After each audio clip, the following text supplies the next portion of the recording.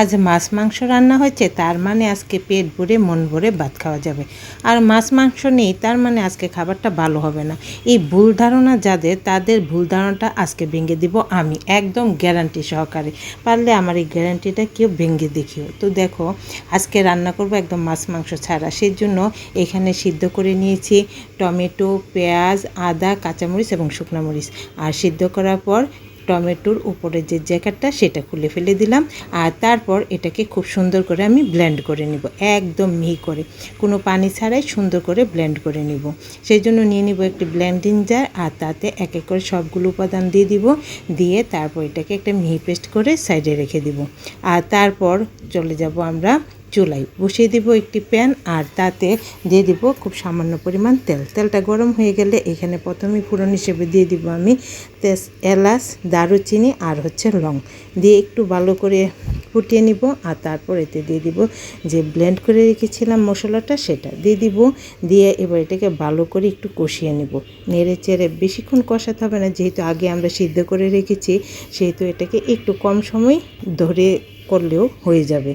তো দেখতে পাচ্ছ আমি অনবরত নেড়ে চেড়ে একটু কষিয়ে নিচ্ছি। ভালো করে কষানো হয়ে গেলে এরপর এর সাথে আমি অ্যাড করে দিব কিছু মশলা, কিছু গুঁড়ো, নর্মাল যে গুঁড়ো মশলা হয় সেইগুলোই দিয়ে দিব। আর দিয়ে তারপর আমি আবারও মশলাটাকে খুব ভালো করে কষিয়ে নিব। তো দেখো আমার মশলা কিন্তু একটু ভালো করেই কষানো হয়ে গেছে।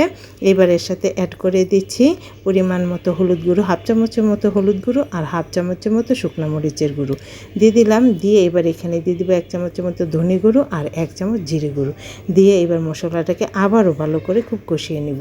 এবার চুলার আঁচটা একটু কমিয়ে দিব, দিয়ে তারপর একটু সময় নিয়ে ভালো করে মশলাটাকে কষিয়ে নিব।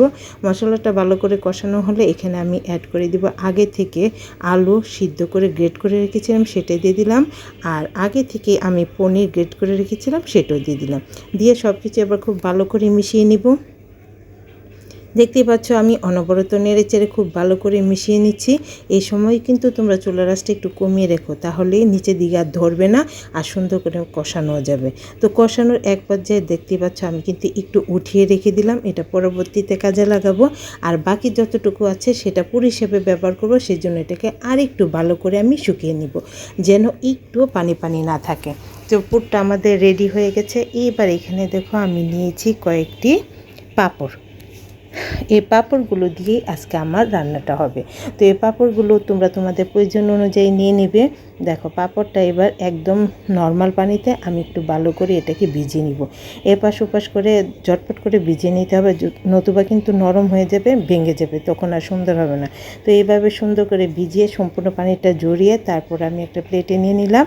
আর তারপর এখানে আমি আগে থেকে তৈরি করে রাখা পুরটা দিয়ে দিব। পুরটা দিয়ে এবার এটাকে আমি সুন্দর করে বাস করে নেব। প্রথমে একটা পাশ বাস করে নিলাম, তার উপর অপর পাশটা দিয়ে দিব, দিয়ে তারপর আবারও অপর দুই পাশ বাস করে দিয়ে একটা দেখবে পকেটের মতো তৈরি হয়ে যাবে। খুবই খুবই অপূর্ব হয় খেতে। দেখতেই পাচ্ছ আমি মাছও দিইনি, মাংসও দিইনি, কিন্তু তারপর এটা যে খেতে কী পরিমাণ টেস্টি হয় আমি শুধু মুখের কথায় তোমাদের বুঝাতে পারবো না, অবশ্যই কিন্তু ঘরে তৈরি করতে হবে। তো তোমরা দেখতে পেলে আমি কিন্তু কথা বলতে বলতে কতগুলো তৈরি করে নিয়েছি। এবার এগুলো ভেজে নেওয়ার পালা। সেই জন্য আগের কড়াইতে আমি অল্প পরিমাণ তেল গরম করে নিয়ে এক এক করে এই পকেটগুলো দিয়ে দিব, দিয়ে তারপর এপাশ ওপাশ একটু হালকা ব্রাউন করে ভেজে নেব। এই পর্যায়ে আমি চুলার আঁচটা কমিয়ে রেখেছি, কারণ যেহেতু পাঁপড় দেওয়ার সাথে সাথেই কিন্তু ভাজা হয়ে যায়, তো সেই জন্য অল্প আছে একটু সুন্দর করে হালকা ব্রাউন করে পাঁপড়গুলো ভেজে নিব।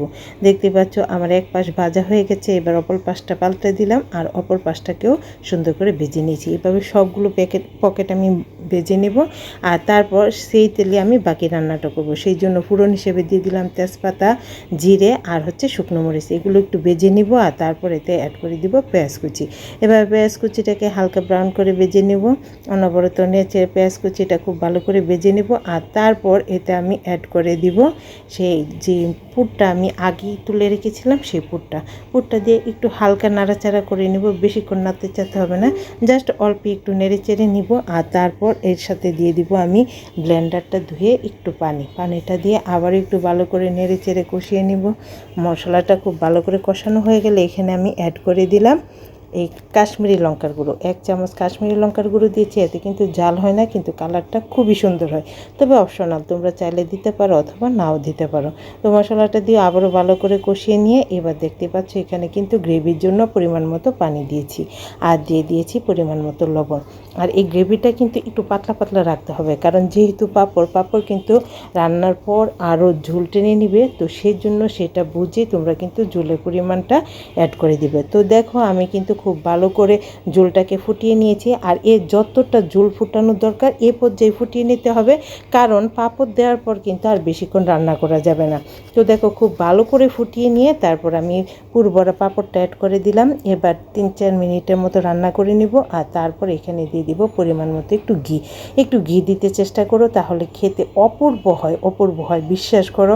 আশা করি একটু দেখে তোমরা বুঝে নিয়েছো, আর তারপর বাকিটা বুঝতে পারবে যদি ঘরে তৈরি করো। তো কেমন লাগলো আমার রেসিপিটা? একদম ঘরোয়া উপকরণে এত সিম্পল জিনিস দিয়ে এত টেস্টি জিনিস যদি কেউ তৈরি করতে পারো, তাহলে কিন্তু একদম গৃহিণী নাম্বার 1 হয়ে যাবে। তো কেমন লাগলো কমেন্ট করে জানিও, আর ভালো লাগলে বেশি বেশি করে শেয়ার করে দিও।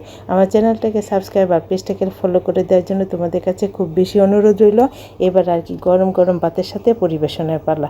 গরম গরম ভাতের সাথে এত টেস্টি হয় খেতে, আর গরম গরম ভাত বলছি কেন, এটা রান্নার পর দেখবে শুধুই সবাই খেয়ে নেবে, যেমন আমার পরিবারে হয়েছিল। তো সবাই ভালো থেকো, টাটা।